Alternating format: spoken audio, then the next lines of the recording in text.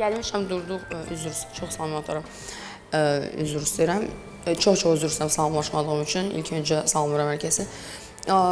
Yəni, bu, belə şeylər lazımsızdır. Dəqiqə başı mən gəlirəm, onlar gəlirlər mənlə barışdılar. Heç mən ancaq tək yaşamışam illərdən, kirayədə qalmışam.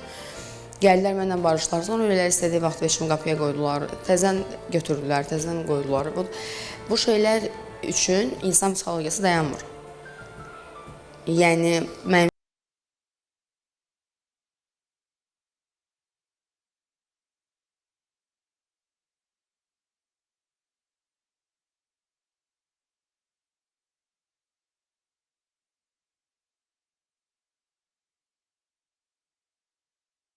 uşaq evində də böyümüşəm, bunlarla da böyümüşəm.